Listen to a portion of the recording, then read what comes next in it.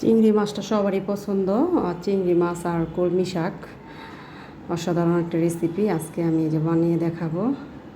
আসসালামু আলাইকুম, আশা করি সবাই ভালো আছেন। আলহামদুলিল্লাহ আমরাও ভালো আছি। চলে আসলাম রান্না করে। আজকে আমি যে তাজা তাজা একদম সবুজ কালার কলমি শাক আর চিংড়ি মাছ নিয়েছি। চিংড়ি মাছটা সুন্দর করে কেটে ধুয়ে নিয়েছি।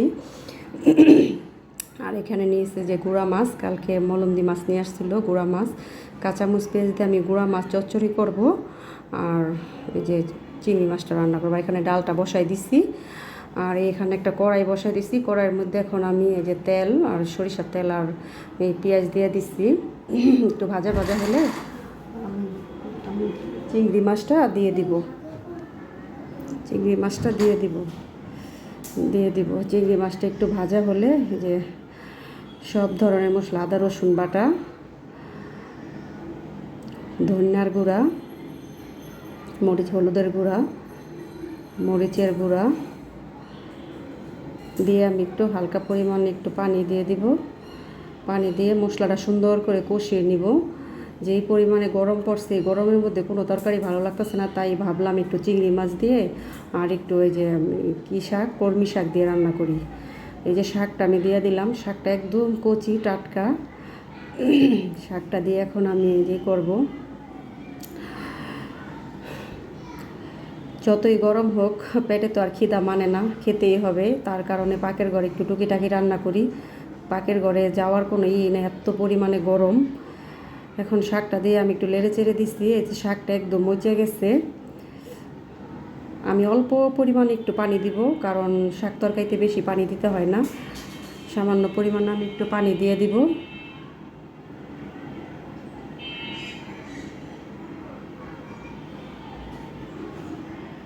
শাকটা প্রায় যে হয়ে গেছে। এখন আমি যে গুঁড়া মাছটা রান্না করবো, এখানে আমি পেঁয়াজ, কাঁচামরিচ আর আদা বাটাটা দিয়া ধনিয়ার গুঁড়া আর হলুদের গুঁড়া, মরিচের গুঁড়া দিয়া এই যে সুন্দর করে আগে পেঁয়াজটা একটু হাতে মাখাই নিমু। সরিষার তেল দিয়ে দিচ্ছি, দিয়ে একটু হাতে মাখাই দিয়া তারপরে আমি এই যে মাছটা দিয়ে দিব। এখন মাছটা দিয়ে আমি অল্প পরিমাণে পানি দিয়ে দিব। এই তো একটু মাখাই নিতেছি।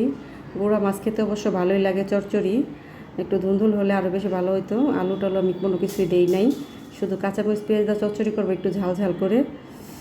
অল্প পরিমাণে আমি একটু পানি দিয়ে দিব, সামান্য পরিমাণে।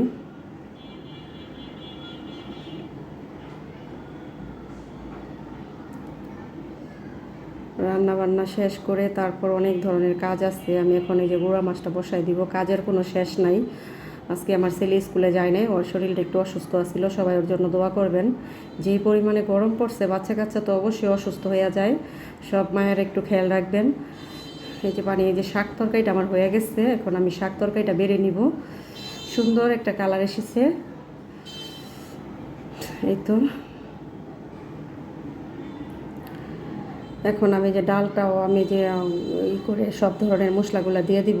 আর এখানে যে একটু বারান্দায় চলে আসলাম। বারান্দায় আমার যে একটা শখের লেবু গাছ, ওই যে লেবু গাছে একটা লেবু ধরছে।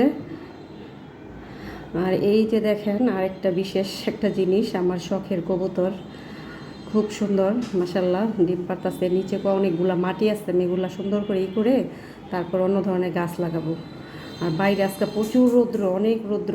এই যে গুঁড়া মাছটা আমি বসাই দিছি। গুঁড়া মাছটা অলরেডি আমার হয়ে যেতেছে। ডালটা আমি এখন বাগার দিব, সব ধরনের মশলা দিয়ে দিচ্ছি।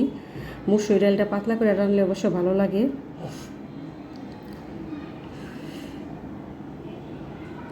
দেখেন কি রাঁধুনি, রান্নাঘর রেখে আমি বারান্দায় গেছি, আমার মাছ তরকারিটা লাইকে গেছে। এখন আমি যে ডালটা বাগার করে নিব সুন্দর করে। ডালটা বাগার দেওয়া শেষ। এখন পাকের ঘরটা মুছে মাছে গোছগাছ করে রান্না বান্না শেষ, কমপ্লিট। আশা করি সবাই